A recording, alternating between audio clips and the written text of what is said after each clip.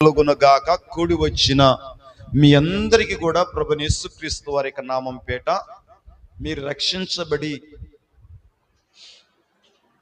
దేవుడు ఆ రక్షణ కార్యము మీ జీవితాల్లో అది ఆశీర్వాదకరంగా మార్చాలని దేవుని యొక్క సంకల్పం. మన ప్రభువైన యేసుక్రీస్తు వారి యొక్క సంకల్పం ఏంటంటే, మనం రక్షణ పొంది రక్షణలో ఉన్న ఆ ఆశీర్వాదం మనము కలిగి ఉండాలని ఆయన ఈ లోకానికి వచ్చాడు. ఆ రక్షణలో ఒక కార్యం ఆయన చేయాలని. ఎవరైతే రక్షణ పొందుతారో అది దీని మీద మనం మాట్లాడలేదు, కానీ ఆ రీతిగా దేవుడు మిమ్మల్ని ఆశీర్వదించాలని మీ అందరికీ కూడా ప్రభువైన యేసుక్రీస్తు వారికి నామం పేట మీకు శుభాలు. దేవుడు సన్నిధిలో నాకు ఇవ్వబడిన సమయాన్ని బట్టి నేను ప్రార్థన చేస్తున్నాను. మీరు కూడా ఈ మందిరంలోకి వచ్చే వాళ్ళు ఎవరైనా కూడా ఈ పరిచర్య కావాలనుకున్న వాళ్ళు, ఈ సంఘం కావాలనుకున్న వాళ్ళు ప్రార్థన చేసుకోండి. పాస్టర్లను బట్టి చేస్తారని మీరేదో వాళ్ళు ఏదో ఖాళీగా ఉండరు, మా కోసమే చేస్తారు పాస్టర్లు, నువ్వు చేయకపోయిన చాలా మంది పాస్టర్లు ఉన్నారు, వాళ్ళ ఫోన్ నెంబర్లు కూడా మాకుండి మా కుటుంబ అవసరాలను బట్టి మేము వాళ్ళకి ప్రార్థన హెల్ప్ కోరతాము అని చెప్పి మీరు అనుకుంటారేమో, కానీ వాళ్ళు అంత ఖాళీగా ఉండేవాళ్ళు కాదు. నువ్వెంత బిజీగా ఉండవో, ప్రార్థన చేసుకోలేకుండా నువ్వెంత బిజీగా ఉండవో, వారికి కూడా వారికి ఉన్న పనులు బట్టి వారు కూడా బిజీగా ఉంటారు. మన కోసం వాళ్ళు అలాగే కూర్చొని నువ్వు ఫోన్ చేస్తావు, నీ కుటుంబం గురించి ప్రార్థన చేయాలని వాళ్ళు ఏమి ఉండరు. వాళ్ళకి డేట్లు ఉండవు. అనేక చోట్లకి వెళ్తూ ఉంటారు వాళ్ళు దేవుడి పని చేయటానికి. అస్సలు ఖాళీ ఉండదు. నువ్వెంత బిజీగా ఉండవో దేవుని దగ్గరికి రావటానికి కూడా వారు కూడా అంత బిజీగా ఉండరు. ప్రార్థన చేయడానికి కుదరదు వాళ్ళకి. హల్లెలూయా. మీరందరూ కూడా ప్రార్థన చేసుకునే వారిగా ఉండాలని మీ అందరికి కూడా దేవాదేవుడు ప్రభువైన యేసుక్రీస్తు వారికి నామం పేట మీకు ప్రేమపూర్వకంగా మనవి చేస్తున్నాను. దీనికి స్తోత్రం. ఓసారి మీరందరూ కూడా బైబిల్ కలిగి ఉన్నారు కనుక బైబిల్ కలిగి ఉన్నారు. దాదాపు 12:40 అయింది టైం. మరి ఇది ముగిచ్చేటప్పటికి ఎంతమంది ఉంటారో కొంతమంది వెళ్ళిపోతున్నారు ఇప్పటికి. నాకు భయం అన్నమాట. నాకు అదే భయం. ఈ వాక్యంలోకి వెళ్ళకుండా ప్రభు నన్ను ఆపేసే ప్రభు అని నాకు అదే భయం అన్నమాట. 12:40 అయింది ఇప్పటికి మనకి. ఇంకా మన వాళ్ళేమో వాక్యం చెప్పయ్యా అని అంటూ ఉండాలి. ఇవన్నీ కూడా ఇప్పుడు చెప్పబడ్డాయన్నీ కూడా ఇవన్నీ కూడా ఏంటంటే మీ జీవితాలకి మీరు నష్టపోకుండా ఇవన్నీ తెలుసుకోండి, ఇలా మీరు నడవండి. ఇప్పుడు చెప్పేవన్నీ కూడా మీరు తీసుకోండి. ఈ సలహాలు, ఈ సూత్రాలు, ఈ యొక్క ప్రతిదిని కూడా మీరు తీసుకోవాలని ఇక్కడికి దేవుడు నడిపిస్తూ అవన్నీ కూడా నీ కుటుంబంలో వాటిని మరి నీ మనసులో పెట్టుకొని వాటిని నీ కుటుంబ మరి ప్రణాళిక నిమిత్తము ఒక దైవికమైన ఆలోచనతో నువ్వు ఉంటే దేవుడు ఖచ్చితంగా మన పక్షమున నిలబడే దేవుడు. దీనికి స్తోత్రం. హల్లెలూయా. ఓసారి బైబిల్ మనం అందరం కూడా బైబిల్ తీయండి, ఓపెన్ చేయండి. లూకా సువార్త 11వ అధ్యాయము. లూకా సువార్త 11వ అధ్యాయము. ఇప్పుడు ఈ విషయాలు బైబిల్లో రెఫరెన్స్లు చూపిస్తామంటే చులువుగా 10 నిమిషాలు అయిపోయింది, 15 గంటలు అయిపోతాయి రెఫరెన్స్లు అన్నీ కూడా. కానీ ఆ రెఫరెన్స్ల్లో ఆ వాక్యంలో ఉన్న భావాన్ని మనం ధ్యానిస్తూ ఉంటే చాలా సమయం అవుతూ ఉంటుంది అనమాట. అది మనం గమనించుకోవాల్సిందనమాట. ఏదో బైబిల్ తీసి చదువుకుంటూ వెళ్ళిపోతే మనకి అట్లా ఉన్న ఆ మాధుర్యం ఏంటో, దాంట్లో ఉన్న ఆ దేవుని యొక్క చిత్తం ఏంటో, దేవుని యొక్క ఆలోచనలు, దేవుని నిర్ణయాలు ఏంటో మనకు తెలియవు.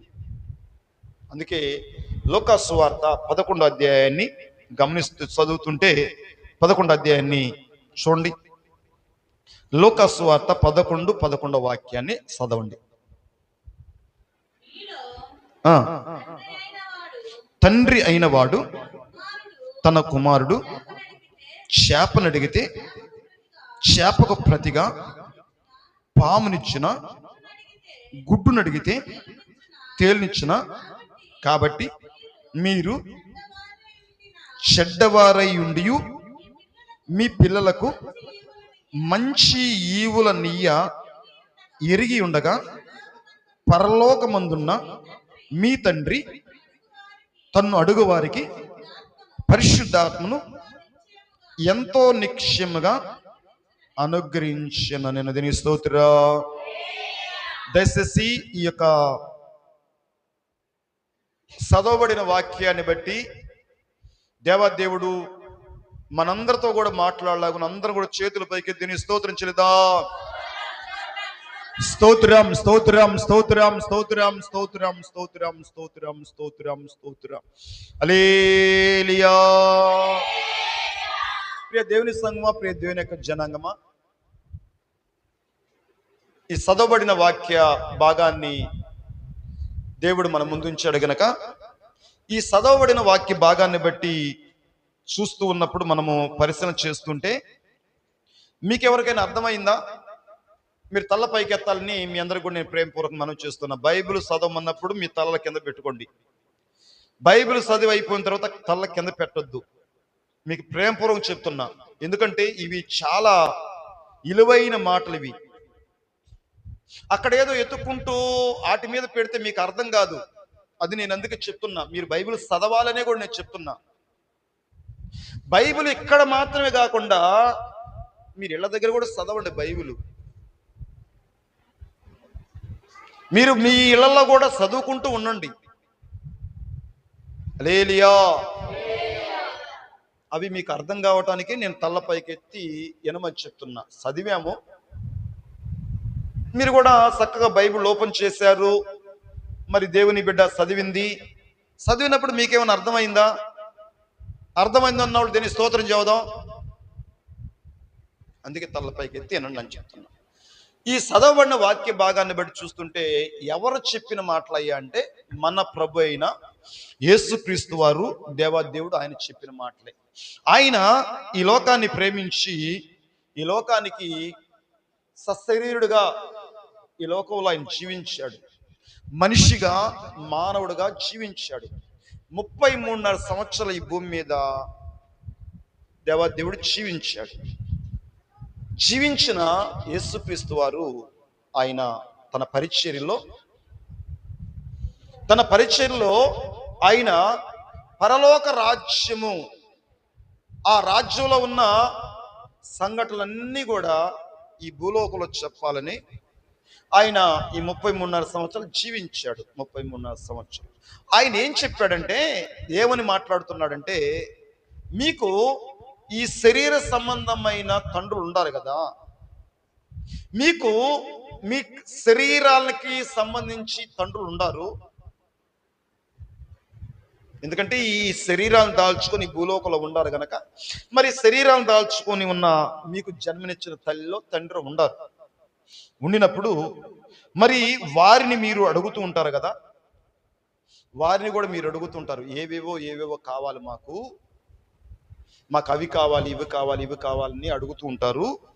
అడుగుతున్న దాన్ని బట్టి నేను కూడా ఏం చెప్తున్నానంటే, మీలో తండ్రి అయిన వాడు, చదవమ్మా, మీలో తండ్రి అయిన వాడు తన కుమారుడు చేపనడిగితే చేపకు ప్రతిగా ఇలా చెప్తూ వచ్చాండి. మీకు తండ్రి ఉంటాడు కదా, మళ్ళీ ఇగో మన బ్రదర్ ఉన్నాడు, ఆయనకి పిల్లలు ఉండారు.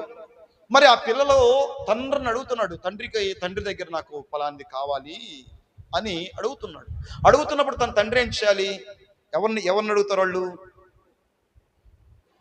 ఎవరిని అడుగుతారు? తన పిల్లలు తన తండ్రినే కదా అడిగేది, తన తల్లినే కదా అడిగేది. ఇంకెవరినైనా అడుగుతారా? చెప్పాలి. దీని స్తోత్ర. ఎవరిని అడుగుతారు అని ఇలా చెప్తూ ఇదే వీటి గురించి మాట్లాడుతుంటే ఇలాగ టైం పట్టిద్ది అనమాట. ఏడికి ఇలా అడిగాడు దేవుడు, ఇలా చెప్పేశాడు, ఇలా అంట, మళ్ళీ ఇంకోసారి అలా అంట, మళ్ళీ ఇంకోసారి అలా అంటే ఇలా అంట దేవుని స్తోత్రం, దేవుడు మనల్ని ఆస్వాదించాడు, ఓకే మంచిది అంటే మనం వెళ్ళిపోతాం, పెద్ద విషయం కాదు. పెద్ద ఇష్యూ ఏం కాదు, ఒక పావు గంటలు వెళ్ళొచ్చు, గట్టిగా ఒక 20 నిమిషాలు వెళ్ళొచ్చు. మరి ఇప్పుడు చదవబడ్డ వాక్యము మనకి అర్థం కావాలంటే ఏం చేయాలి? ఈరోజు మందిరానికి వచ్చిన మనము ఆ చదవబడిన వాక్యములో ఉన్న వివరణ ఏంటి? అందుకే కదా ఇప్పుడు మనము దేవుని దగ్గర తెలుసుకోవడానికే కదా ఇప్పుడు మనం ఇక్కడ కూర్చుంది.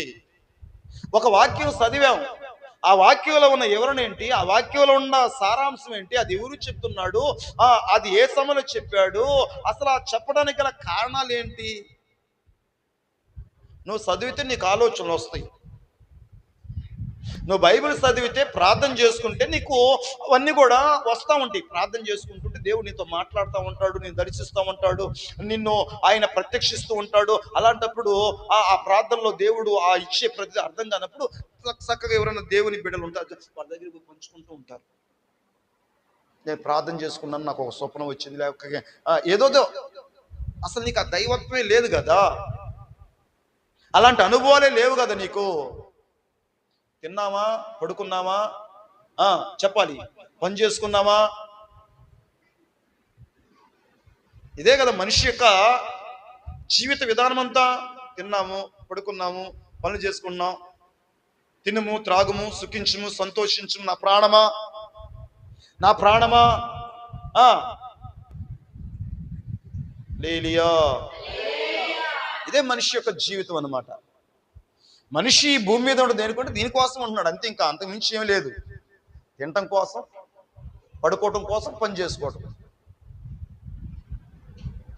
లేలియా, దేనికి స్తోత్రా. ఇలా చెప్తూ అక్కడ ఉన్న వాళ్ళకి దేవాదేవుడు మాట్లాడుతున్నాడు. మీకు తండ్రి ఉన్నాడు కదా, మరి ఆ తండ్రిని మీరు గుడ్డును అడిగితే గుడ్డికి మారుగా తేలినిస్తాడా? చేపను అడిగితే చేపకు మారుగా చెప్పాలి పామునిస్తాడా? ఇవ్వడు కదా. మీరు చెడ్డవారైనప్పటికీ కూడా, మీరు తండ్రిని గౌరవించకపోయినప్పటికీ, తండ్రిని ప్రేమించకపోయినప్పటికీ, తండ్రి చెప్పే ఆ మాటల ప్రకారంగా జీవించకపోయినప్పటికీ, నీ తండ్రి నువ్వేమడుగుతావో అదే ఇస్తాడు కానీ వేరొకటి ఇవ్వడు కదా. ఏరొకటి ఇవ్వడు, నీకు ఏది కావాలో అదే ఇస్తాడు నీ తండ్రి. నువ్వేమడుగుతావో అదే నీ తండ్రి నీకు ఇవ్వాలి. అయితే ఇప్పుడు మీకు ఎవరుండారు చెప్పాలి, నా వైపు చూడండి. పరలోకమందు మీకు తండ్రి ఉంటాడు కదా. ఇప్పుడు నేను మీకు ఎవరిని పరిచయం చేస్తున్నానంటే మీకు ఆల్రెడీ ఈ లోకంలో మీకు శరీర సంబంధమైన తండ్రుల యొక్క ఆ విధానం అంతా కూడా, బంధుత్వము, ఆ బంధాలు అవన్నీ కూడా మీకు తెలుసు. కానీ ఇప్పుడు మీకు ఏం చెప్తున్నా అంటే, పరలోకంలో ఉన్న తండ్రితో మీకు ఒక సంబంధాన్ని ఏర్పాటు చేయాలని, పరలోకంలో ఉన్న తండ్రి, ఆ తండ్రి గురించి మీకు పరిచయం చేయాలని, ఆయనతో ఒక సంబంధాన్ని మీకు కలగజేయాలని, ఆయన తెలుసుకోవాలని, ఆయన నామం పేరు మీరు ప్రార్థించాలని, ఆయన్ని అడగాలని, ఆయన్ని ఏడుకోవాలని, ఆయనకి మొర్ర పెట్టాలని. పరలోకంలో మీకు ఒక తండ్రి ఉన్నాడు. ఆ తండ్రి మీకు ఏమిస్తాడంటే, అడుగు ప్రతి వారికి కూడా పరిశుద్ధాత్మని నిశ్చయంగా ఇస్తాడు అంటున్నాడు. ఇప్పుడు అక్కడ క్షుణ్ణంగా మనం గమనిస్తే, ఆలోచిస్తే, దేవుడు యేసుక్రీస్తు వారు అక్కడ చెప్తున్న ఆ వాక్య భాగాన్ని మనం పరిశీలన చేస్తుంటే మనకు కావాల్సింది ఏంటిది? మనకు తలనొప్పి వచ్చింది, తలనొప్పి నిమిత్తం ప్రార్థన చేస్తున్నాం. తలనొప్పి నిమిత్తము ఆయన మనకు సహాయం చేయకుండా మనకి ఏంటి, గుడ్డునో లేక చేపల్లో ఇస్తే కుదిరిద్దా? నీకు ఇల్లు కావాలి, నీకు ఆరోగ్యం కావాలి, మరొకటి కావాలి, అడిగింది ఇవ్వాలి. కానీ మరి అడిగింది ఇవ్వకుండా నీకు పరిశుద్ధాత్మ ఇస్తాడని చెబుతాడేంటి? చెప్పాలి. మనకి ఎన్ని అవసరాలు ఉండి, ఇప్పుడు మనము ఎన్నెన్నో అవసరాలు ఉండి, మన అవసరాలన్నీ దేవుడి దగ్గరికి వెళ్ళి చెప్తున్నా, ప్రభువా నాకు ఎన్నో అవసరాలు ఉండేయ్యా, ఎన్నో అవసరాలు, నేను కలిగి ఉన్నాను ప్రభువా, ఒక ఉద్యోగం నాకు కావాలయ్యా, ఒక అప్పు సమస్యలో ఉండాను ప్రభువా, ఒక కొత్త ఇంటిని గృహ నిర్మాణం చేసుకోవడానికి నేను నీ యొక్క సహాయం కొరకు నేను మొరపెడుతున్నానయ్యా, లేక ఒక ప్రమోషన్ కోసము నేను అడుగుతున్నానయ్యా, లేక ఏదేదో. మరి ఇవన్నీ అడుగుతుంటే దేవుడు అవన్నీ కాకుండా నీ పరిశుద్ధాత్మ ఇస్తానని చెబుతాడేంటి? మనకు ఉద్యోగం కావాలి కదా, అవును కదా, చెప్పాలి. మన పిల్లలకు ఉద్యోగాలు కావాలి, మన పిల్లలకు చదువులు కావాలి. మరి పరిశుద్ధాత్మ అడుగు ప్రతివానికి పరిశుద్ధాత్మ నిశ్చయంగా ఇస్తానని చెప్తానంటాడేంటి? ఈ పరిశుద్ధాత్ముడు ఒకటడిగితే ఒకటిస్తానని చెప్తున్నాడు. మనం ఒకటడుగుతుంటే ఆయన ఒకటిస్తానని చెప్తున్నాడు. ఇది చాలా విచిత్రంగా ఉంది. ఈ ప్రార్థన దేవాదేవుడు చెప్పే మాటలన్నీ కూడా జనాలకు ఎలా ఉన్నాయి అంటే చాలా విచిత్రకరమైన విషయం. ఈ పరిశుద్ధాత్ముడు ఇస్తానని చెప్తున్నాడు, అడుగు ప్రతివానికి ఇస్తానని చెప్తున్నాడు. ఈ లోకపరంగా ఎన్నెన్నో డబ్బులు పెట్టి కొనుక్కోగలుగుతావు. నువ్వు ఎవరి దగ్గరికో కాస్త హెల్ప్ తీసుకోగలుగుతావు, నీకు ఏదైనా అవసరం వస్తే అప్పు చేయగలుగుతావు. కానీ ఇప్పుడు అంటాడు, నువ్వు నిశ్చయంగా నీ పరలోకపు తండ్రికి నువ్వు ప్రార్థిస్తున్నావు గనక నువ్వు అడుగుతున్నా అవన్నీ మరి దేవుడు నా తండ్రి ఏం చేస్తా అంటే అడుగు ప్రతి వానికి కూడా పరిశుద్ధాత్మను ఎంతో నిశ్చయంగా ఇస్తానని చెప్తున్నాడు. పరిశుద్ధాత్మ పొందుకోవటం అంత ఈజీయా? చెప్పాలి, ఇప్పుడు చెప్పండి. ఇదే నేను ఇప్పుడు చెప్తుంది. ఇదంతా ఎవరు? పరిశుద్ధాత్మ పొందుకోవటం అంత ఈజీయా? గుడ్డులు కొనుక్కోవటం, చేపలు కొనుక్కోవటం మన తండ్రి ఇస్తాడు, మన బంధువులు ఇస్తారు, మన రక్త సంబంధికులు ఇస్తారు. ఎలాగలగో బతికేస్తావు, ఎలాగలగనో నీకు ఎక్కడి నుంచో హెల్ప్ చిక్కిద్ది. కానీ పరిశుద్ధాత్మ పొందుకోవాలంటే అది ఎవరిస్తారు? పరిశుద్ధాత్మని ఇచ్చేది ఎవరై అంటే నా తండ్రి. పరిశుద్ధాత్ముడు పరలోకంలో ఉన్న పరిశుద్ధాత్మ దేవుణ్ణి అడుగు ప్రతివానికి ఆయన నిశ్చయంగా మీకు అనుగ్రహిస్తాడని చెప్పాడు. అర్థమవుతుంది? ఒకటి అడిగితే ఒకటి ఆయన మనకి ఇస్తానని చెప్తున్నాడు. అది గమనించాలి. అంటే నీవు ఇక్కడ యేసు ప్రభువు వారు ఏం చెప్తున్నాడంటే, దేవాదేవుడు ఏం చెప్తున్నాడంటే, నీవు నేను గమనిస్తే ఈ పరిశుద్ధాత్మ పొందుకోవటం అంత ఈజీగా జరిగే పని కాదు, అంత సులువుగా జరిగేది కాదు. ఎలా జరిగిద్ది అని చూస్తే వీటి మీదే చాలా టైం పట్టింది. నేను ఇప్పుడు ఈజీ కాదు, సులువు కాదని చెప్తే నాకు కుదరదు. దానికి వాక్యంలో దేవుడు చెప్పాడా లేదా అనేది మీకు చూపించాలి. యోహాను సువార్త 4వ అధ్యాయము, యోహాను సువార్త 4వ అధ్యాయము చదవండి. యోహాను సువార్త 4వ అధ్యాయం 37. యోహాను సువార్త అది యోహాను సువార్త 7వ అధ్యాయము 37వ వాక్యం. యోహాను సువార్త 7:37-38 చదవండి.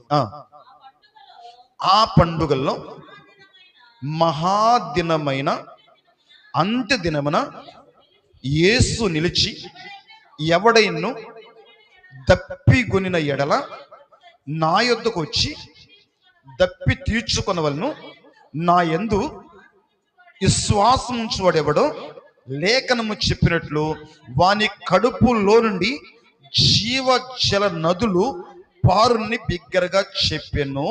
తన యందు విశ్వాసం ఉంచు పొందబో ఆత్మను గురించి ఆయన ఈ మాటలు చెప్పాను. యేసు ఇంకా మహిమపరచబడలేదు గనుక ఆత్మ ఇంకను అనుగ్రహించబడలేదు అని. ఇక్కడ యేసుక్రీస్తు వారు ఉన్నప్పుడు పరిశుద్ధాత్మ దేవుడు లేడు. ఎందుకంటే పరిశుద్ధాత్మ దేవుడు ఈ భూమి మీద రాకమునుపు దేవాదేవుడు యేసుక్రీస్తు వారు ఉన్నాడు. యేసుక్రీస్తు వారు యొక్క నామంలో సమస్తం చేస్తున్నాడు, సర్వం చేస్తున్నాడు.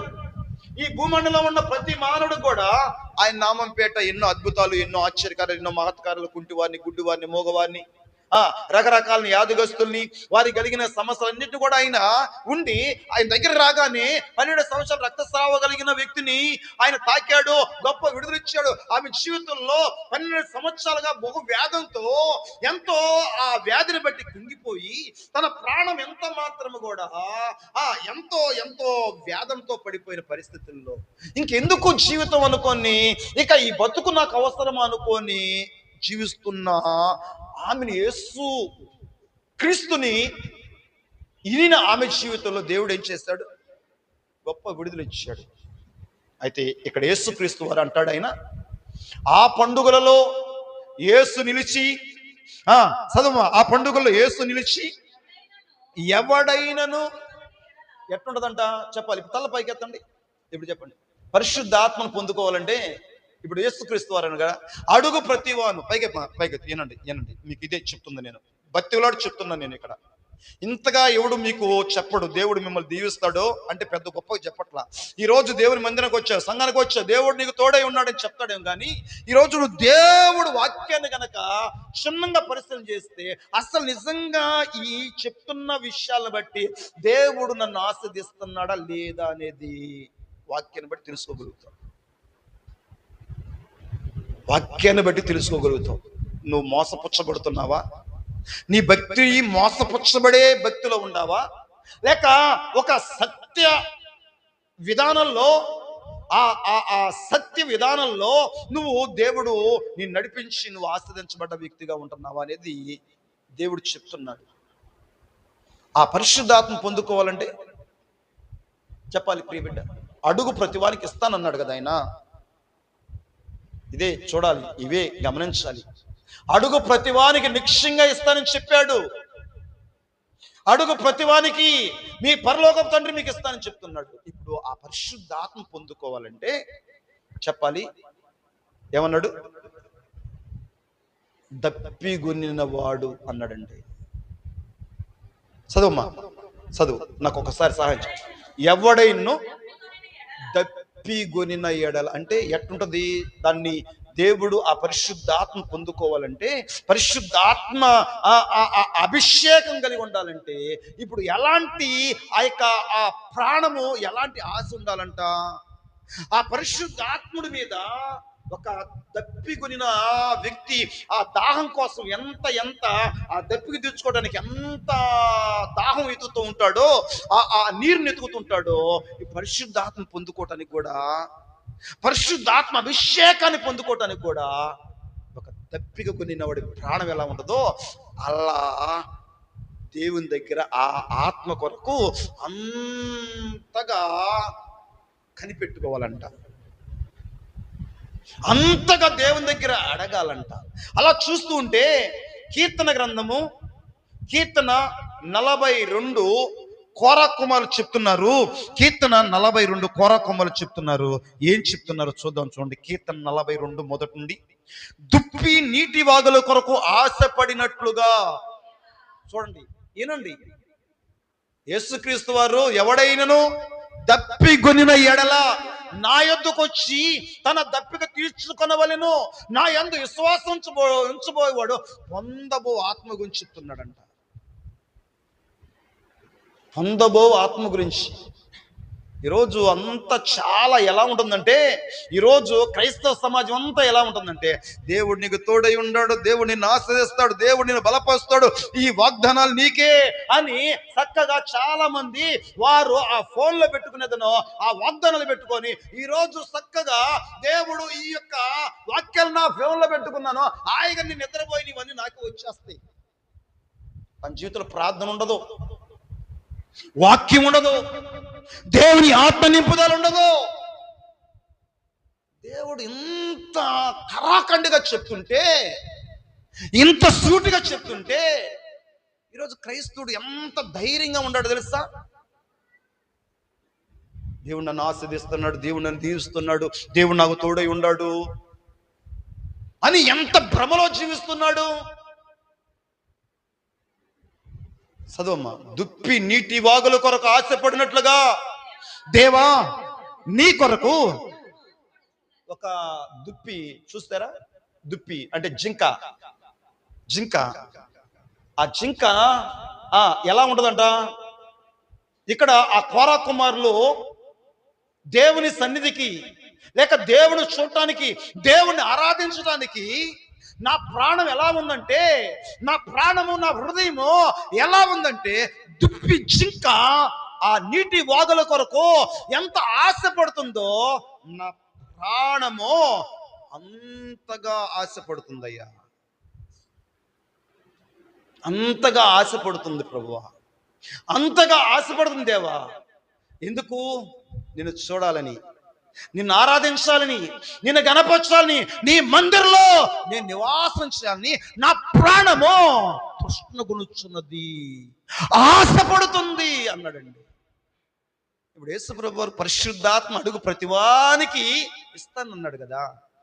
మరి ఆ ఆత్మ పొందుకోవాలంటే, ఆ ఆత్మ అభిషేకం కలిగి ఉండాలంటే, ఆ దేవుని దగ్గర నుండి ఆ ఆశీర్వాదం పొందుకోవాలంటే, దేవుడిచ్చే ప్రతి ఈవుని పొందుకోవాలంటే, దేవుడిచ్చే ప్రతి సహాయాన్ని పొందుకోవాలంటే, భూ సంబంధమైన తండ్రులు మీకు ఎన్నెన్నో ఇస్తున్నాడో, భూ సంబంధమైన తల్లిదండ్రులు, ఈ భూ సంబంధమైన ఎందరందరూ మీకు ఏదేదో హెల్ప్ చేస్తున్నారు. అవి ఈ రోజుకుంటాయి, తర్వాత మళ్ళా వాటి కోసం నువ్వు ఎగిరి పడుతూనే ఉండాలి, వాటి కోసం నువ్వు ఎంపరలాడుతూనే ఉండాలి, వాటి కోసం నువ్వు ఆరాటపడుతూనే ఉండాలి. కానీ దేవుడిచ్చే ఆశీర్వాదం చూసారా? దేవుడిచ్చే ఆ ఈవులను చూసావా? తన తండ్రి, పరలోకమందున్న మీ తండ్రి అడుగు ప్రతి వానికి నిశ్చయంగా ఇస్తాడన్నాడండి.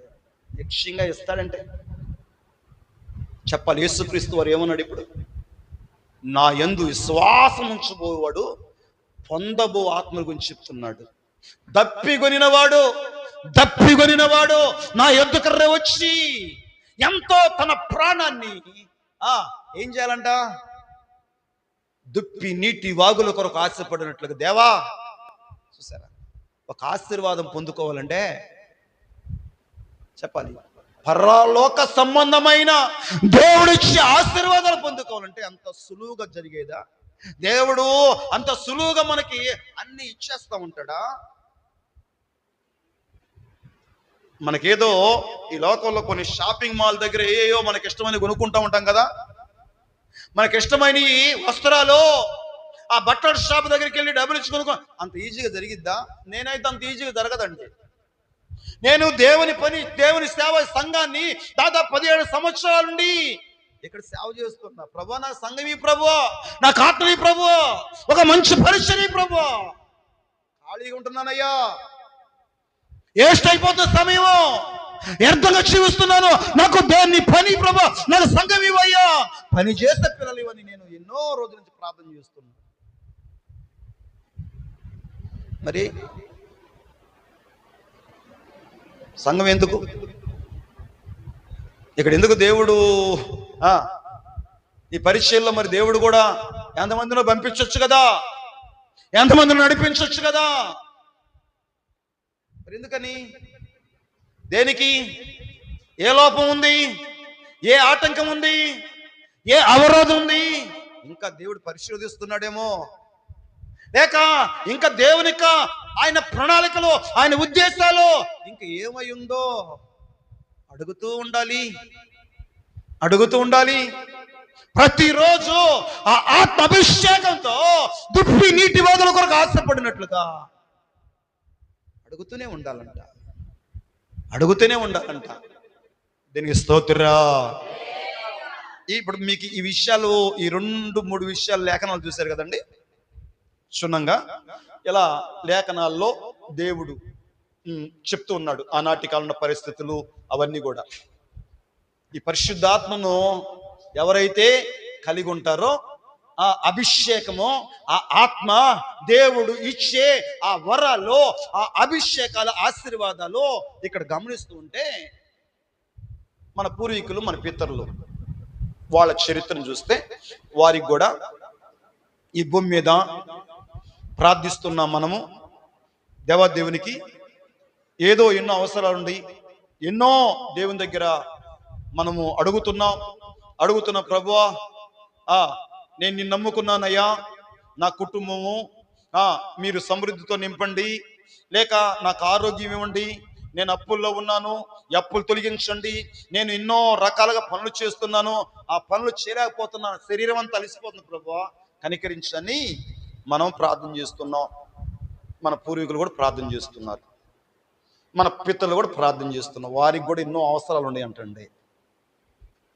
ఎందుకంటే మనుషులు గనక ప్రతి వాడికి అవసరాలు ఉంటాయి. మరి ఈ అవసరాలు బట్టి మన అవసరాలు మనం తీర్చుకోలేము.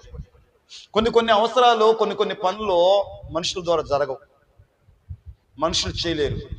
డాక్టర్లు కూడా మన వల్ల కాదయ్యా, అంత దేవుడు అంటాడు.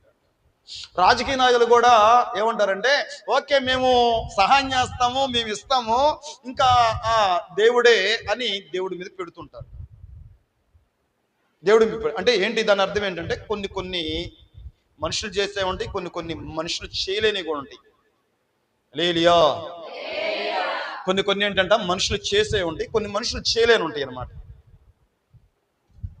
దేవుడు చేసే ఉంటాయి కొన్ని. అప్పుడు దేవుడు చేసే ఉంటాయి కదా, దేవుని దగ్గరికి వెళ్తా ఉంటారు, దేవుడిని వెతుకుతుంటారు కొంతమంది. మనుషుల వల్ల ఎవరు కాలేదయ్యా, దేవుడు అన్న మాకు ఏదైనా చేస్తారేమన్నట్లేదు.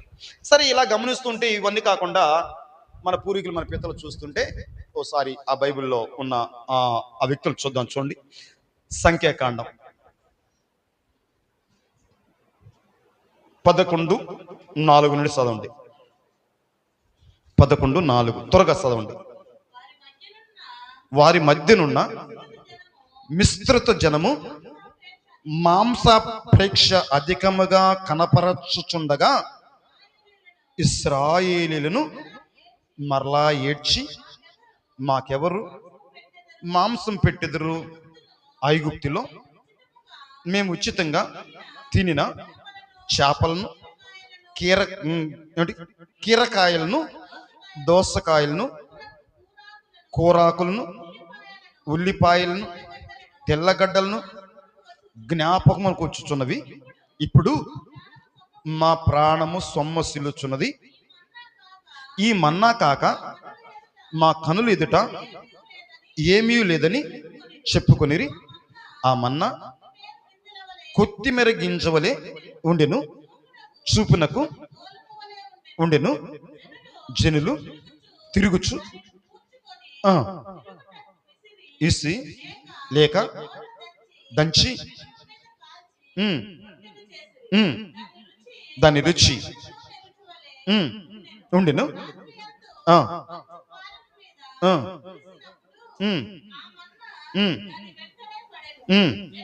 జనులు తమ తమ కుటుంబంలో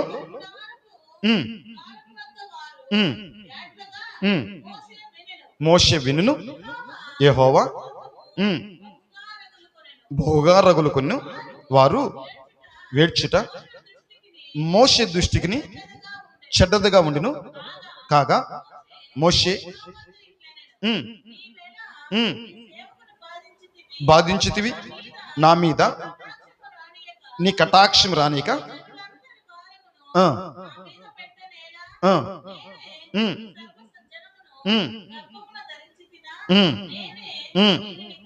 కంటినా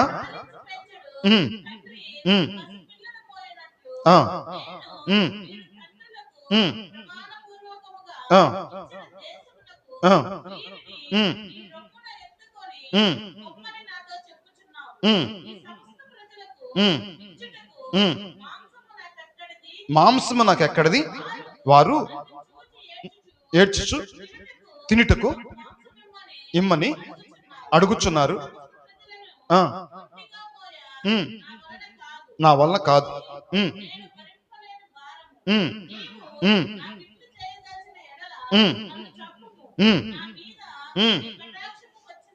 వచ్చిన నేను అప్పుడు యెహోవా మోషేతో ఇట్లన్ను, జనులకు పెద్దలనియు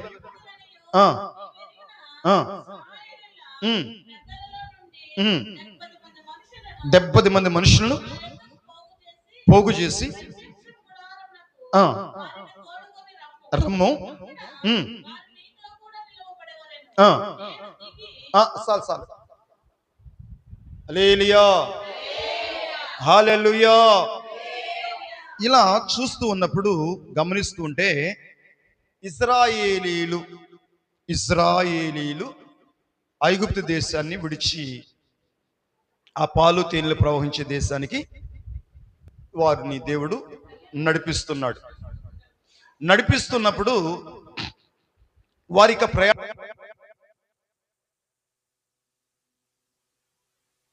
వారు అరణ్యలో ఉన్నారు.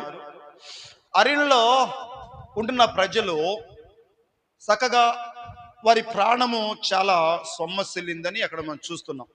అక్కడ చదివాం కదా, వారికి ఏం కలిగిందంట? మాంస ప్రేక్ష కలిగి ఉందంట.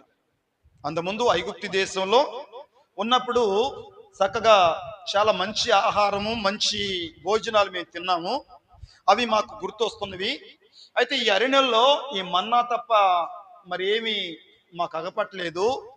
అయితే ఇప్పుడు మాకు మాంసం కావాలి అని మోషే అహరోల మీద వారిని అడగటం, వారికి చెప్పబడ్డప్పుడు వారు ఇప్పుడు దేనికోసం ఏడుస్తున్నారంట? చెప్పాలి, మీరందరూ చెప్పండి, వినండి. దేనికోసం ఏడుస్తున్నారంట? వాళ్ళు మాంసం కోసం ఏడుస్తున్నారంట. వాళ్ళు మిశ్రిత జనం అంట అని అక్కడ రాసి ఉంది. ఇప్పుడు వాళ్ళేమో మాంసం కోసం ఏడుస్తున్నారు, మోషే కూడా వాళ్ళతో కలిసి ఏడుస్తున్నాడు. వీళ్ళేం మాంసం అడుగుతున్నారు, వీళ్ళకి నేనెక్కడ తీసుకొచ్చి పెట్టాలి, వీళ్ళని నేను ఎలా భరించాలి, వీళ్ళని నేను ఎలా మరి పోషించాలి, వీరిని ఏమైనా కన్నానా, వీళ్ళని ఏమైనా పెంచానా, వీళ్ళకేమైనా పాలిచ్చానా, ఈ భారము నా మీద మోపనేలా, ఈ ఈ ఈ భారం అంతా కూడా నేను భరించలేకపోతున్నాను, ఈ శ్రమంతా చూడకుండా నన్ను తొలగించి ప్రభువా, నాకు సహాయం చేయమని మోషే గారు కూడా ఏడుస్తున్నారు. అక్కడ ఉన్న ప్రజలు కూడా ఏడుస్తున్నారు. అంటే దేనికోసం ఏడుస్తున్నారంటే మాంసం కోసం ఏడుస్తున్నారంటండి. హల్లెలూయా, చెప్పాలి దీని స్తోత్రం. వారు మాంసం కోసం ఏడుస్తున్నారు. మోషే గారు కూడా వాళ్ళకి నాయకుడు కూడా ఆయన ఏడుస్తున్నాడు. ఏడుస్తూ దేవునికి ప్రార్థన చేస్తే దేవుడు చెప్పాడు. ఆ చెప్పబడ్డ మాటలు ఒకసారి చూస్తే ఆ చెప్పబడిన మాటల్ని చూడండి. సంఖ్యాకాండం 11లో 18వ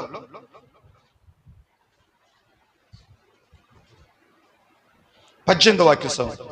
నీవు జనులను చూసి ఇట్లనము, మిమ్మును మీరే రేపటికి పరిశుద్ధపరుచుకునుడి, మీరు మాంసం తిందురు అన్నాడండి. మోషే గారు ఏడ్చాడు, వాళ్ళు ఏడుస్తున్నారు, వాళ్ళు ఏడుపులతో ఉన్నారు. హల్లెలూయా, హల్లెలూయా. దేనికోసం ఏడుస్తున్నారు? వాళ్ళ ఏడుపంతా దేనికై అంటే చూడండి, వాళ్ళ ఏడుపంతా దేని మీద ఉందంటే ఇప్పుడు మనం వీళ్ళ గమనించాలంతే, చదువుకుంటా ఉంటే వాళ్ళ ఏడుపంతా కూడా తినటము, తాగటము, పడుకోవటము, పనులు చేసుకోవటము. తర్వాత నెక్స్ట్ వీళ్ళ పరిస్థితి ఏంటి? ఇలా ఇజలక పరిస్థితి ఏంటి అంటే మనల్ని కూడా పెట్టుకోవాలి, మన పరిస్థితులు కూడా. అందుకే దేవుడు చెప్తున్నాడు, ఇలా పరిస్థితుల గురించి, వీళ్ళు ఉండ విధానం, వాళ్ళ స్వభావం, వాళ్ళ యొక్క మనస్సు, వాళ్ళ యొక్క వ్యక్తిత్వము, వాళ్ళ గుణలక్షణాలన్నీ కూడా ఆనాటి ప్రజలు ఎలా ఉన్నారో దేవుడు మనకి ఇక్కడ చెప్తున్నాడు. నీకు కూడా ఎన్నో అవసరాలు ఉన్నాయి, నీకు కూడా దేవుణ్ణి నమ్ముకున్నావు, ఎన్నెన్నో అడుగుతున్నావు, ఓకే. దేనికోసం ఏడుస్తున్నావు? నీ ఏడుపు నేను ఆపుతాను, నీ ఏడుపు నుండి నీకు సంతోషాన్ని కలగజేస్తాను, నీ రోదన నేను మార్పిస్తాను అని దేవుడు చెప్తున్నాడు, నేర్పిస్తున్నాడు. అయితే వీళ్ళు ఎందుకు ఏడుస్తున్నారంటే మాంసం తినేదానికోసం. మనుషులంతా కూడా తినేదానికోసమే దేవుడు దగ్గర ప్రార్థన చేయడం కానీ, చర్చిలకు రావడం కానీ, దేవుడు మందిరాలకు వెళ్తాన్నా బట్టలు పెడతారు, భోజనాలు పెడతారు. అది ఉపవాస కూడికి అది మేము రాలేము, భోజనాలు పెట్టే కూడికలు అయితే మేము వస్తాము. ఏ కూడికలు, ఎలాంటి కూడికలు అవి అని మనిషి క్రైస్తవులు కూడా అది ఎత్తుక్కుంటున్నారు. పాస్టర్లు కూడా ఏంటి, ఏమన్నా ఉందా, లేకపోతే టీనీలతోనా ముగిస్తావా? కూడం పెడతామని ఇంట్లో కూడం పెడతామంటే ఏ కూడం? భోజనాల కూడం లేకపోతే ఏమన్నా ఉంటుందా? అడగాలి మరి. అడిగిన తర్వాత ఏంటన్నా అలా అడిగావంటే, నేను కాదమ్మా జనం అడుగుతున్నారు, జనాలకు చెప్పాలి కదా అంటే, జనం అడుగుతున్నారు మేము భోజనాలు వండుకోవాలంటారా వద్దంటారా? అదే భోజనాలు లేవంటే మేము ఇంటికాడ భోజనాలు వండుకుంటాం, మాకు రావడం కుదరదు, మేము ఇప్పుడే వచ్చాం పని నుంచి, చాలా బిజీగా ఉన్నా నేను ఇప్పుడు. హల్లెలూయా. చెప్పు దేని స్తోత్రం. చాలా బిజీ. హల్లెలూయా. సరే గమనిస్తుంటే వీళ్ళు ఆ ఐగుప్తుని విడిచిపెట్టిన తర్వాత కూడా చక్కగా పాలు తేనె ప్రవహించే దేశానికి దేవుడు నడిపిస్తుంటే, ఓ శ్రేష్టమైన దేశాన్ని, ఓ అద్భుతమైన దేశాన్ని దేవుడు వాళ్ళకి ఇస్తే అక్కడ కష్టపడకుండా ఐగుప్తు దేశంలో చాలా కష్టపడ్డారు, చాలా మరి చితికిపోయారు, చాలా వేదన చెందారు. మరి అలాంటి పరిస్థితుల్లో మీరు మొరపెట్టారు, ప్రార్థన చేశారు, మీకు విడుదల ఇచ్చాను, మరి ఒక దేశాన్ని ఇస్తాను అని అబ్రహాంకి, ఇస్సాకుకి, యాకోబులకు ప్రమాణం చేసి అని చెప్పాడు. చెప్పిన తర్వాత సరే వచ్చేసాడు. వస్తూ నడుస్తూ ఉన్నారు. నడుస్తూ ఉంటే ఇప్పుడు అరణ్యంలో ఏం గుర్తొస్తుంది? ఐగుప్తు దేశంలో బాగా తిన్నాం మేము, ఐగుప్తు దేశంలో చాలా బాగుంది మాకు, అక్కడేమో బాగలేదని ఏడ్చారు. అక్కడ అయ్యా ఈ రాత్రి పగలు మేము కష్టపడలేమయ్యా, ఈ ఫరో మమ్మల్ని మా పిల్లల్ని సంతోషం లేకుండా ఎట్టి శాఖలు చేపిస్తున్నాడు, మా ప్రాణాలు చితికిపోతున్నాయి, మాకు నెమ్మది లేదు అని అక్కడ ఎలిగెత్తేమో దేవుడు ప్రార్థన చేశారు. అయితే దేవుడు కృప చూపించి ఆ సహాయం చేసి అక్కడ నడిపించిన తర్వాత ఇప్పుడు ఒక మంచి దేశంలో నడిపిస్తూ అరణ్యంలో వారు ప్రయాణం చేస్తుంటే ఇప్పుడు అంటారు ఏడుస్తున్నారు. హల్లెలూయా. ఏడుస్తున్నారండి. అంటే వీళ్ళని ఈ ఇజ్రాయేలు ప్రజలు ఎవరి మీద ఆధారపడ్డట్టు చెప్పండి? ఇదే మంది ఎవరి మీద ఆధారపడ్డట్లు? వారు ఎవరి మీద ఆధారపడ్డారు? ఐగుప్తు దేశం మీద ఆధారపడ్డారా లేక దేవుని మీద ఆధారపడ్డారా? చెప్పాలి. అది మనం ఇప్పుడు ఎవరి మీద ఆధారపడినట్లు? వాళ్ళు రావడానికైతే వస్తున్నారు కానీ దేవుడితో నడుస్తున్నట్లుగా ఉంటున్నారు, కానీ దేవుడు చెప్పినట్లుగా చేస్తున్నాము, దేవునికి భయపడ్డట్లుగా ఉంటున్నారు, కానీ వారి ప్రాణాల్లో, వారి హృదయాల్లో ఐగుప్తు దేశమే బాగుంటుంది. మనకి ఐగుప్తు చాలా శ్రేష్టంగా, చాలా అద్భుతంగా ఉంది. అంటే ఏంటి? ఇశ్రాయేలు ప్రజలకు ఐగుప్తు అంటే లోకంలో బాగుంటుంది. మనకి దేవుడి దగ్గరికి వచ్చిన తర్వాత ఈ తీసేయాలి, కూటానికి వెళ్ళాలి, మందిరానికి వెళ్ళాలి, ప్రార్థన చేయాలి, వాక్యం చదవాలి, మరి వండాలంట. అదే ఇంటికాడైతే వాళ్ళతో కూర్చొని మాట్లాడచ్చు, వీళ్ళతో కూర్చొని మాట్లాడవచ్చు, వాళ్ళతో ముచ్చట్లు రసబండ్లు పెట్టుకోవచ్చు, వాళ్ళ సంగతులు, వాళ్ళ ఇంటి సంగతులు, వాళ్ళ అమ్మాయి అంట, వాళ్ళ అబ్బాయి అంట, చాలా అద్భుతంగా ఉంటది. చక్కగా ఇంట్లో భార్యాభర్తలు కూడా చాలా ఆ కుటుంబ విషయాలన్నీ మాట్లాడుకుంటూ ఉంటారు. ఇక్కడికి వచ్చి ప్రార్థన చేయాలి, వాక్యం చదవాలి, కూర్చొని ఎవడంటాడు ఇవన్నీ?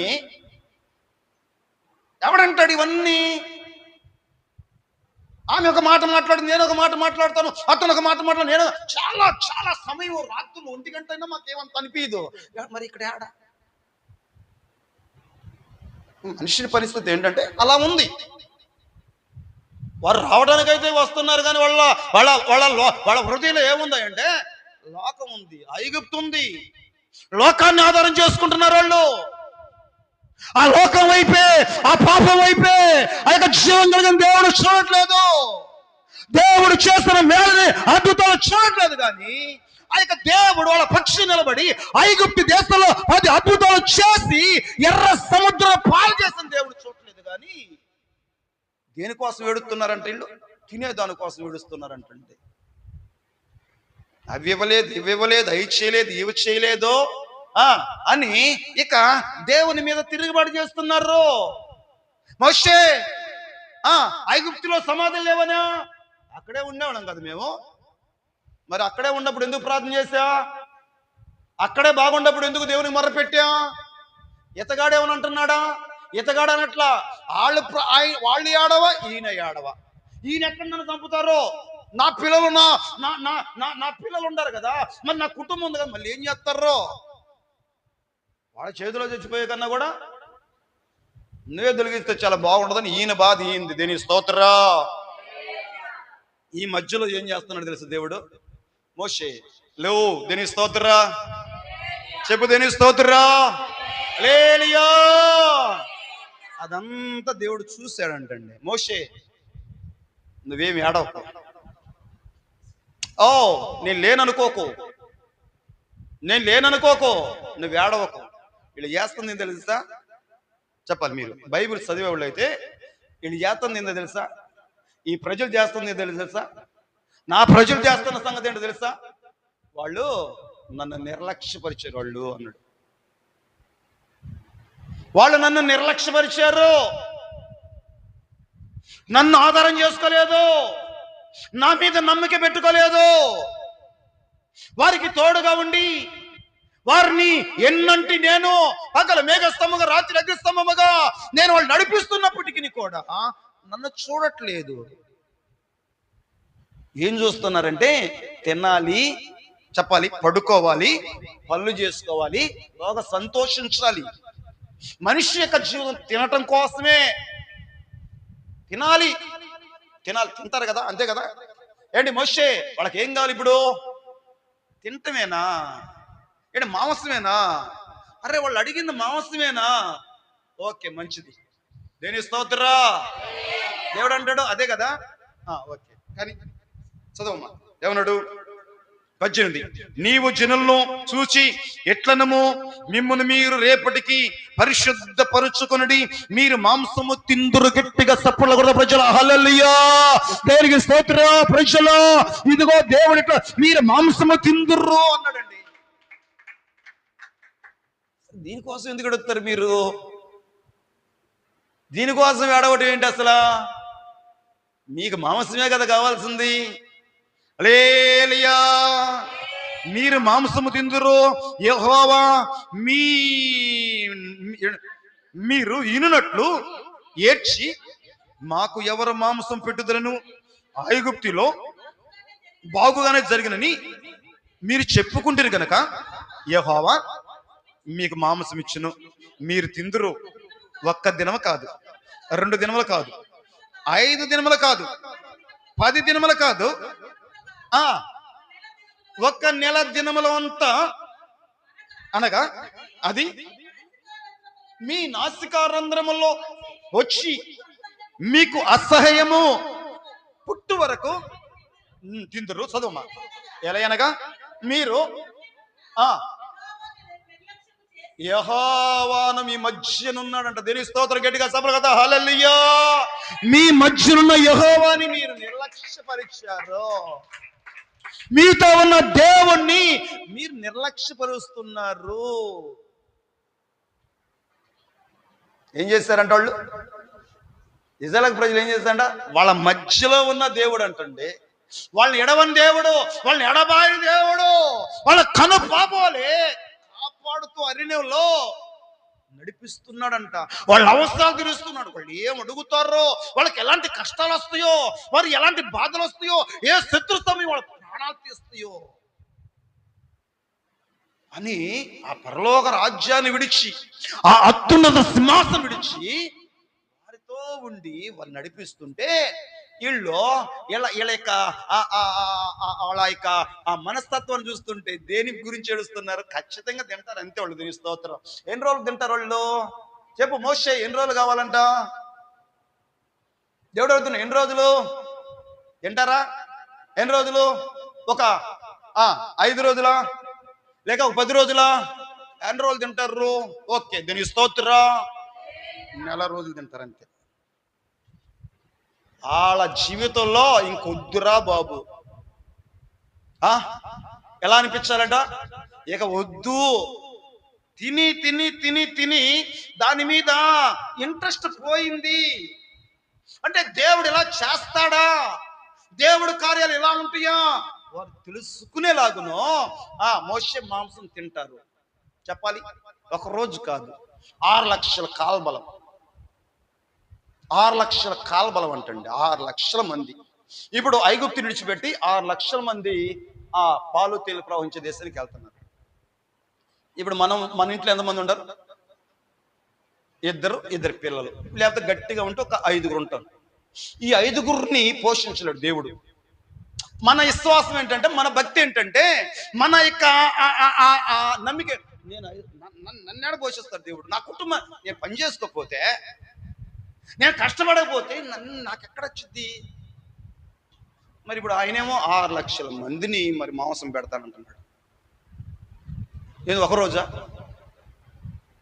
చెప్పాలి దీని స్తోత్రం. ఒక్కవేళ చిన్నగా మనం కౌంట్ చేసామనుకోండి, హల్లెలూయా, చిన్నగా మనం కౌంట్ చేసామనుకోండి, రోజుకొచ్చేసి 6 లక్షల మంది ఒక్క చిన్న కౌంట్ చేస్తే ఆనాటి కాలంలో ఉన్న వాళ్ళు ఒక్కొక్క మనిషి చెప్పాలి, ఒక్కొక్క మనిషి కేజీ పూట కేజీ తింటారంటండి. హల్లెలూయా చెప్పాలి దీనికి స్తోత్రా. పూటకి కేజీ తింటారంట. ఇప్పుడు దేవుడు ఒక రోజుకి 6 లక్షల మందికి పూటకి చెప్పాలి 6 మూళ్ళు 18 లక్షల కేజీలు రోజుకి ఇవ్వాలి దేవుడు మాంసం. ఎన్ని కేజీలు చెప్పు చెప్పు చెప్పు చెప్పు ఎన్ని కేజీలు? రోజుకొచ్చేసి 6 లక్షల మందికి పూటకి కేజీ తిన్నా కూడా 3 పూటలు 3 ఆర్లు 18 లక్షల కేజీలు దేవుడు ఇజ్రాయెల్ ప్రజలకు పెట్టాలి. ఎలా చెప్పాలి? ఎలా గమనించండి ఎలా. మరి ఇప్పుడేమో వాక్యం చెబితే టైం అయింది అంటారు. మరి ఇవన్నీ ఆలోచిస్తే మరి అవుతుంది. ఇవన్నీ చెబితే కదా మరి నీకు తెలిసేదే. ఇస్తానన్నాడు, తింద్రు అని అన్నాడు, దేవుడు ఇచ్చాడు, ఇయ్యేనా? మరి దేవుడు ఆయన సార్వభౌమ అధికారం ఏంటి? ఆయన బాహుబలం ఏంటి? ఆయన ఎలాంటి వాడు తెలుసుకోవాలి కదా నీ జీవితంలో. ఆయన ఎందుకు నువ్వు నిర్లక్ష్యంతో చిన్న చూపు చూస్తున్నావు? అక్కడ ప్రజలు చూశారు. మరి నువ్వు దేవుడిని నమ్ముకున్నప్పుడు ఆయన పట్ల ఎందుకు నువ్వు నిర్లక్ష్యంతో ఉన్నావు? ఆయన నీతోనే ఉండడు కదా, నిన్ను నడిపిస్తున్నాడు కదా. నీవు నీ శక్తిని ఎందుకు ఆధారం చేసుకున్నావు? నీ జ్ఞానాన్ని ఎందుకు ఆధారం చేసుకున్నావు? మరి ఎవరు నమ్ముకున్నావు? ఇందాక అడిగాను, మీరు ఎవరిని దేవుడు నమ్ముకున్నారంటే మీ దగ్గర నుంచి ఏం రాళ్ళ. హల్లెలూయా. ఇప్పుడు 6 లక్షల మంది పూటకి కేజీ లెక్కన ఒక్కొక్కరు తిన్నా 6 పూటకి 6 లక్షలు కావాలి. మరి ఇప్పుడు ఎట్లా జరిగిద్ది చెప్పాలి దీని స్తోత్రా. ఎట్లా జరిగిద్ది? ఎలా చేయగలుగుతాడు అది? ఆ ప్రాంతం ఎలాంటి ప్రాంతము? మోషే గారు అంటాడు, ప్రభువా ఏంటి నెల రోజుల వాళ్ళకి మాంసం పెడతానంటున్నావు, మరి నెల రోజుల వాళ్ళకి మాంసాన్ని ఇస్తానని చెప్తాను. 21 ఒక్క నెల దినం వరకు అనగా అది మీ నాసిక రంధ్రములో ఉండి వచ్చి మీకు అసహ్యం పుట్టించే వరకు దాన్ని తిందురు. ఎలాగనగా మీరు మీ మధ్య నున్న యెహోవాను నిర్లక్ష్యం చేసి ఆయన సన్నిధిని ఏడ్చి ఐగుప్తు నుండి ఎందుకు వచ్చితమనుకుంటుర్రి. అందుకు మోషే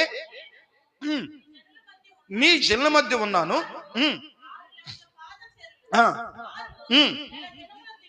నెల దినము తింటుకు చెప్పితివి. వారు తిన్నట్లు వారి నిమిత్తమును పశువులను చంపవలన, వారు తృప్తిగా తిన్నట్లు సముద్రపు చేపలన్నీ కూర్చోవలన. నేను దేని స్తోత్ర చదవం ఇంకా అందుకు యెహోవా ఇట్లను బాహుబలము తక్కువైనదా? నా మాట నీ ఎడల నెరవేర్చబడను లేదో. ఇప్పుడు చూసి గడిగా సభలు కొత్త ప్రజల హల్లెలూయా దేనికి స్తోత్ర. నా మాట నీ ఎడల నెరవేర్చబడిద్దో లేదో ఇప్పుడు చూస్తావు. మోషే నా బాహుబలం ఏం తక్కువైందా, నా హస్తమేమైనా కొరసైందా అని అన్నాడండి. ఇవన్నీ చెప్పుకోవడానికి బాగుంటాయి కానీ ఎవరు తీసుకుంటారంట? నీకు ఈ చెప్పబడుతున్న మాటలో ఏమైనా విశ్వాసం పెరిగిద్దా? ఏమైనా భక్తి నువ్వేమన్నా కలిగి ఉండగలుగుతావా? మనం ఇట్లాంటివన్నీ కూడా వినటానికే చాలా కష్టపడతాం. ఇప్పటికి ఇంకా వదలలేదు మనోడు. వదిలితే త్వరగా ఇంటికాడ అంట్లు అలాగే ఉండిపోయాయి, ఇడిచిన బట్టలు అలాగే ఉండిపోయాయి. ఇప్పుడు అట్లు పోయి కడుక్కోవాలని పోయి ఉతకాలి. ఇక నెక్స్ట్ రేపు పొద్దుటికి నేను మన పనంతా కూడా ఇలాగే ఉంటది. మన మనస్సంతా ఇప్పుడు ఐగుప్తులో ఇజ్రాయేలు ప్రజలు విడుదల పొంది అరణ్యంలోకి వచ్చినా కూడా వాళ్ళ మనసు ఎక్కడుంది? మనుషులైతే అరిలా ఉన్నారు కానీ వాళ్ళ మనసు అంతా ఎక్కడ ఉంది? ఆ ఐగుప్తులోనే ఉంది. ఇక్కడ మనం ఉన్నాం కానీ, మన దేహాలు ఉండే కానీ, మనం అందరం కూడా ఇప్పుడు ఎక్కడ ఉంటామంటే మన ఇళ్ల మీదనే ఉంటాయి. మన ఇళ్లలో ఉన్న బట్టలు, మన ఇళ్లలో ఉన్న అంట్లు, మన ఇళ్లలో ఉన్న పనులు వాటి మీదనే ఉండదు. మనడు ఇంకా వదలలేదే. అదే కదా జరుగుతుంది మనకి. మన మన మన సంఘంలో అదే కదా జరుగుతుంది. నువ్వు దేవుని ముందు విశ్వాసం కలిగి ఉంటే నీ అవసరాలు తీర్చే దేవుడు ఆయన. నువ్వు ఆయన్ని నమ్ముకొని ఆయన ఆధారం చేసుకుంటే దేవుడు నీకు నువ్వు ఆయన్ని ఆధారం చేసుకోకుండా నీ బలాన్ని, నీ శక్తిని, నీ జ్ఞానాన్ని, నీ ఇంటిని, నీ పనులని ఆధారం చేసుకుంటా ఉంటే మరి దేవుడు ఎలా చేస్తాడు పని? ఎలా జరిగిద్ది? లేలియా ఇప్పుడు మరి 4 రోజులు పెడతానన్నాడు కదా దేవుడు. 4 రోజులు, రోజుకు వచ్చేసి 18 లక్షలు. లేలియా 18 లక్షల కేజీల మాంసం దేవుడు ఇవ్వాలి. అంతే మాట చెప్పేశాడు. అరణ్యం ఎవ్వరు ఎక్కడ కూడా ఏమి చూద్దామన్నా కూడా ఏ జంతువు కానీ, ఏ పక్షి కానీ, ఏ చేపలు కానీ, ఏ చెరువులు కానీ ఏమీ లేవు. అక్కడ ఏ మనిషి కూడా వాళ్ళకి అగపడే పరిస్థితి కాదు. అంతదొక ఎడారి ప్రాంతం అన్నమాట. ఆ ఎడారి ప్రాంతంలో ఇప్పుడు వీళ్ళకి మాంసం పెట్టాలి. ఎలా ఇది? ఇప్పుడు ఈయన అంటాడు, మోషే గారు మరి ఇప్పుడు ఎక్కడ ఏ ఏ ఏ ఏ జంతువులు కొయ్యాలి, ఏ సముద్రంలో చేపలో అవన్నీ సిద్ధపరచాలి, వీళ్ళకి సామాన్యాలు వేయాలి, వంట పాత్రల్ని ఇవన్నీ ఏర్పాటు చేయాలి, ఎంతమంది వంటోళ్ళు కావాలి, ఎంతమంది పనులు కావాలి, ఎంతమంది సప్లై చేసి వడ్డించేవాళ్ళు కావాలి. ఏంటి ప్రభా అంత సునాయాసంగా చెప్పేసావో అని ఆయనేమో ఆశ్చర్యపోతున్నాడు, షాక్ అయిపోయాడు. ఈయనేమో 1 రోజు కాదు, 2 రోజులు కాదు, 3 రోజులు కాదు, 1 నెల రోజులు. రోజుకు వచ్చేసి 18 లక్షల కేజీల మాంసం ఇవ్వాలి. దేని స్తోత్రం. హల్లెలూయా. నెలకు వచ్చేసేటప్పటికి ఎన్ని లక్షలు ఇవ్వాల్సి వచ్చింది? ఈయన చెప్పాలి. ఎన్ని లక్షలు? నెలకొచ్చి 1 రోజులకు వచ్చి 5,40,00,000 కేజీలు మాంసం దేవుడు వాళ్ళకి ఇవ్వాలి 1 రోజులకి. రోజుకొచ్చి 18 లక్షల కేజీలు, నెలకొచ్చేసి 5,40,00,000 5,40,00,000 కేజీలు దేవుడు ఇవ్వాలి. హల్లెలూయా. చెబుదాం దీనికి స్తోత్రం. 5,40,00,000 నెలకి మాంసము ఇవ్వాలి. దీనికి స్తోత్రం. సరే ఇప్పుడు వాళ్ళకి ఇస్తాన్న మాట ఇచ్చాడు కదా దేవుడు. మరి ఇప్పుడు ఏం చేస్తున్నాడు? 31వ వాక్యం చదువుదాం. తరువాత యెహోవా సన్నిధి నుండి ఒక గాలి బయలుదేరి సముద్రం నుండి పూరేళ్లను రప్పించి పాలెము చుట్టూ ఈ పక్కను ఆ పక్కను దిన ప్రయాణమంతా దూరం వరకు భూమి మీద 2 మూరల ఎత్తున వాటిని పడజేసిన. దీని స్తోత్రం. వాటిని పడజే. ఇప్పుడు దేవుడు చెప్పాడు కదా, వాళ్ళకి మాంస ప్రేక్ష ఉంది కదా, మాంసాన్ని దేవుడు వాళ్ళకి సిద్ధపరిచాడు. ఇక్కడ సిద్ధపరచడానికి ఏం జరిగింది? ఎవరు వెళ్ళారు చెప్పాలి. ఇది ఇప్పుడు అయిపోయింది. ఇంకా ఎవరు వెళ్ళారు? ఇప్పుడు మాంసం వాళ్ళకి ఎక్కడికి వెళ్ళకుండానే చెప్పాలి. దేవుడు ప్రజలు ఎక్కడికి వెళ్ళకుండానే దేవుడు ఏం చేశాడు? ఇప్పుడు దేవుడు ఏం చేశాడు?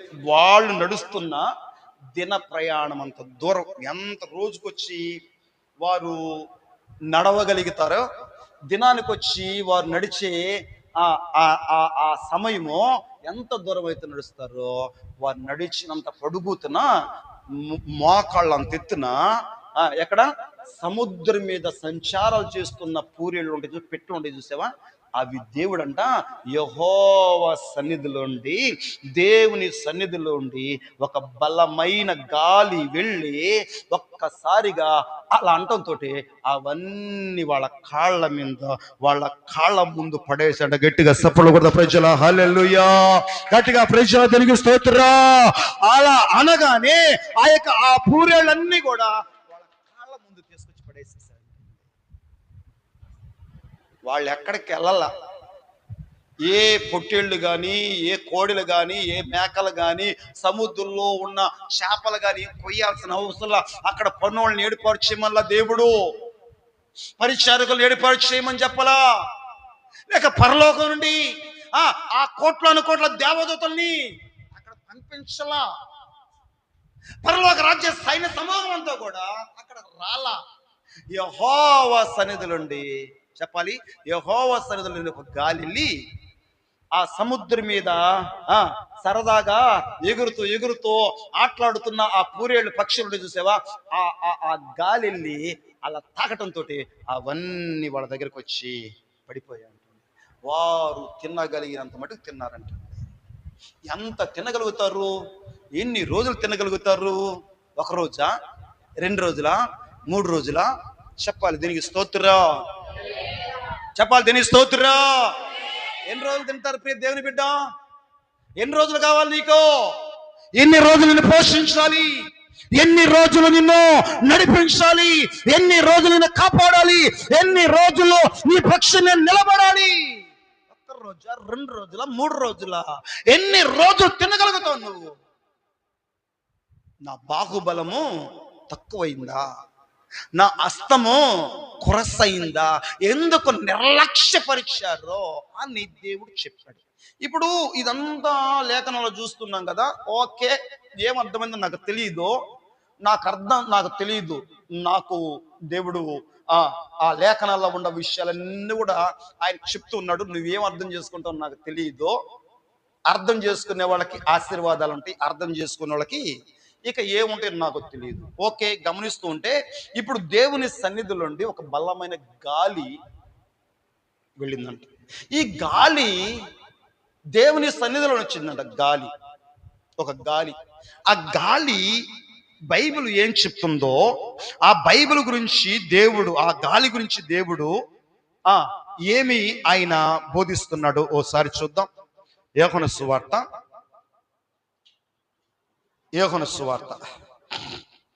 3వ అధ్యాయం. యోహాను సువార్త 3వ అధ్యాయం 8వ వాక్యం చదవండి త్వరగా. 8వ వాక్యం. గాలి తనకిష్టమైన చోటును విచ్చును, నీవు దాని శబ్దము విందువే గాని అది ఎక్కడి నుండి వచ్చునో ఎక్కడికి పోవునో నీకు తెలియదు. ఆత్మ మూలంగా జన్మించిన ప్రతివాడు అలాగనే ఉన్నాడు. గట్టిగా సభగత ప్రజల హల్లెలూయా, హల్లెలూయా. దేవదేవుడు ప్రభువైన యేసుక్రీస్తు వారు ఆయన ఈ భూలోకంలో భూమండలం మీద ఉన్నప్పుడు ఆయన అక్కడ ఉన్న ప్రజలతో మాట్లాడుతూ ఏమంటున్నాడంటే, ఏం చెప్తున్నాడంటే, గాలి తనకిష్టమైన చోటును విచ్చును, నీవు దాని శబ్దము విందువే గాని అది ఎక్కడి నుండి వచ్చునో ఎక్కడికి పోవునో నీకు తెలియదు. ఆత్మ మూలంగా జన్మించిన వాడు అలాగనే ఉన్నాడు అన్నాడు. ఎక్కడి నుంచి అతను సహాయం వస్తుంది? ఎక్కడి నుంచి? ఆత్మ వలన జన్మించిన వాడు అలాగున్నాడు. ఆత్మ వలన జన్మించిన వాడు అనగా ఏమై ఉంది అంటే అపోస్తుల కార్యములు మొదటి అపోస్తుల కార్యము 2వ అధ్యాయాన్ని మనం చూస్తూ ఉంటే ఆ అపోస్తుల కార్యములో ఉన్న ఆ మాటల్ని ఈ యొక్క సమయంలో అపోస్తుల కార్యము 2వ అధ్యాయం ప్రారంభ వాక్యం చదువు. పెంతెకోస్తు పండుగ దినం వచ్చినప్పుడు అందరూ చోట కూడి ఉండిరి. అప్పుడు వేగముగా వీచు బలమైన గాలి వంటి ఒక ధ్వని ఆకాశం నుండి అకస్మాత్తుగా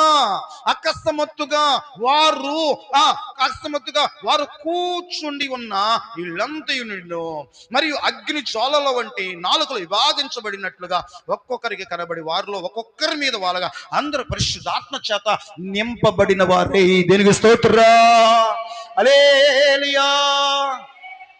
ఈ గాలి ఏంటంట? చెప్పాలి, ఈ గాలి ఏంటంట? పరిశుద్ధాత్ముడు. తలపై కాదు, అయిపోయింది రెఫరెన్స్లో. పరిశుద్ధాత్ముడు. అందుకే ఏమన్నాడు ఇప్పుడు? మొట్టమొదటిగా దేవదేవుడు యేసుక్రీస్తు వారు అన్నాడు, మీ తండ్రి మీకు తండ్రి ఉన్నాడు కదా, ఈ లోక సంబంధమైన తండ్రి ఉన్నాడు కదా, మీ తండ్రి మిమ్మల్ని గుడిని అడిగితే గుడ్డుకు మారుగా తేలినిచ్చినా, లేక ఆ యొక్క చేపలు అడిగితే చేపకు మారుగా పామునిస్తాడా? ఇవ్వడు కదా. మీరు చెడ్డవారైనప్పటికీ కూడా మంచి మంచి ఈవుల్ని పొందనై ఉన్న మీరు మీ పరలోకపు తండ్రి అడుగు ప్రతి వారికి పరిశుద్ధాత్మ ఎంతో నిశ్చయంగా ఇస్తారని చెప్తున్నాడు. గట్టిగా సభలో ఎంతో నిశ్చయంగా. హల్లెలూయా. ఇప్పుడు నువ్వు ఈ రోజు దేవుడు నిన్ను ఆదుకోవాలంటే, దేవుడు నిన్ను కాపాడాలంటే, దేవుడు సహాయం పొందుకోవాలంటే, దేవుని ఆశీర్వాదము నువ్వు అనుభవించాలంటే నువ్వు చేయాల్సింది ఏంటంటే, ఈ లోక సంబంధంగా కాకుండా, ఈ శరీర సంబంధం కాకుండా కొత్తగా జన్మించాలంట. ఉండవా? కొత్తగా జన్మించాలి అంటే కొత్తగా జన్మించాలి, ఆత్మలో జన్మించాలి. పరిశుద్ధాత్మలో నువ్వు బాప్తిసం కలిగి ఉండాలంట. పరిశుద్ధాత్మలో నువ్వు నడిపించబడాలంట. అందుకే ఆది అపోస్తలులందరూ కూడా వారి జీవితాల్లో దేవుడు ఎన్నో ఎన్నో ఎన్నో ఎన్నో కార్యాలు, ఎన్నో అద్భుతాలు, ఎన్నో ఆశ్చర్యకాలు, ప్రాణ భయం ఎంటాడుతున్నప్పటికీ కూడా ప్రాణాన్ని వాళ్ళు లెక్క చేయకుండా దేవుని కోసం నిలబడిగలిగారు. ఎందుకు అంత ధైర్యం ఎలా వచ్చేసింది? వారు పరిశుద్ధాత్మలో బాప్త్యసం పొందారు, ఆత్మలో వారు జన్మించారు. ఒక కొత్త జన్మ వారికి ఏర్పడింది. వాళ్ళ శరీర సంబంధమైన జన్మ కాదు, వారు లోక సంబంధమైన శరీరేచ్ఛలతో వాళ్ళు ఉండట్లేదు. ఈరోజు ప్రియ దేవుని సంగమా, ప్రియ దేవుని యొక్క జనాంగమా, ఈ రోజు ఈ సంఘంలో ఉన్న ప్రతి ఒక్కరు కూడా ఈ రోజు దేవుని యొక్క ఆయన కార్యాలు, ఆయన బాహుబలము, ఆయన చేస్తున్న ప్రతి పని కూడా శారీరకంగా ఉంటే నీకు అర్థం కాదు. లోక సంబంధంగా జీవిస్తుంటే నీకు అర్థం కాదు. ఎలా వస్తుంది నీకు ఆశీర్వాదాలు? దేవుడు నీకు తోడై ఉన్నాడు. దేవుడేమో ఇదిగో నువ్వు పరిశుద్ధాత్మను అడుగుమని చెప్పని చెప్తున్నాడు. పరిశుద్ధాత్మ చేత నువ్వు ఎందుకు నింపబడాలి? పరిశుద్ధాత్మను ఎందుకు ఇస్తానని చెప్తున్నాడు? పరిశుద్ధాత్మలో నువ్వు బాప్తిసం పొంది, పరిశుద్ధాత్మలో నువ్వు కొత్తగా జన్మించిన వ్యక్తివైతే గాలి ఎక్కడి నుంచి వచ్చినో ఎక్కడికి పోవునో దాని శబ్దం మాత్రం వింటావు, కానీ కొత్తగా జన్మించిన వాడు దేవుడే వాడిని పోషిస్తాడు. గట్టిగా సభలో ప్రజలు హల్లెలూయా. కొత్తగా జన్మించాడు, మారిన మనసు పొందాడు, దేవుని కొరకు బతుకుతున్నాడు కనుక దేవుని సన్నిధిలో ప్రార్థనలో గడుపుతున్నాడు, దేవుణ్ణి ఆధారం చేసుకున్నాడు. ఎవరిని ఆధారం చేసుకున్నారు? దేవుణ్ణి ఆధారం చేసుకుని బతుకుతున్నారు. ఈరోజు ఎవరిని ఆధారం చేసుకుని? మన చర్చిలో ఉన్న వాళ్ళందరూ, మన మందిరంలో ఉన్న వాళ్ళందరూ డూపు డూపు డూపు డూపు మాటలు చెబితే చాలా అద్భుతంగా మాకు క్రేజ్ వచ్చింది. అన్నా నువ్వు ఎక్కడుండా? ఓ ఫోన్ల మీద ఫోన్లు, చాలా మందిని తీసుకొస్తాం, చాలా ఫ్రెండ్స్ వస్తారు, చాలా సావాసాలు వస్తాయి. ఈ సావాసాలు నరికి వేయబడుతుంది కాబట్టి, ఈ సావాసాలు కాచబడుతుంది కాబట్టి నిలబట్టడం కష్టమైపోయింది. ఏ సావాసాలు? నీ సావాసాలు శరీర సంబంధమైన సావాసాలు, అవే దేవుని దగ్గరకు వచ్చి నేర్చుకునే సావాసాలు. దేవుడితో సావాసాన్ని పెట్టుకో, ఒక దైవ సంబంధమైన సావాసాన్ని కనుక జీవించు. దేవుణ్ణి ప్రార్థన అంటాడు, నీ సహాయం చేస్తాడు. లేలియా. ఏం చెప్పాలి మీకు ఈరోజు? నిజంగా మీరు పరిశుద్ధాత్మలో కొత్తగా జన్మించిన వాళ్ళేనా?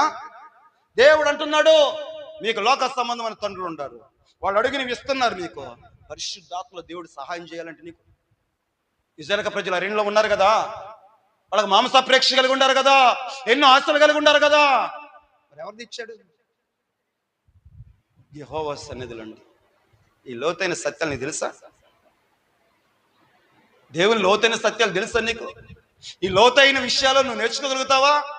ఈ పొడి పొడి ప్రార్థనలో, లేక ఏదో ఆ 10 నిమిషాలని, ఆ షార్ట్ మెసేజ్లని ఏవేదో అవి వినేసి చక్కగా సెల్ ఫోన్ పెట్టుకొని అవి చూసుకుంటూ గడిపేస్తున్నావా? వాటి ద్వారా ఏదో నువ్వు గొప్పగా ఆశ్రయించబడ్డావని. దేవుని సంగమా, ప్రియ దేవుని యొక్క జనాంగం, తల్ల పైకి ఎత్తండి, చేతుల పైకి తల్ల దించుకొని ప్రార్థన చేసుకుందాం.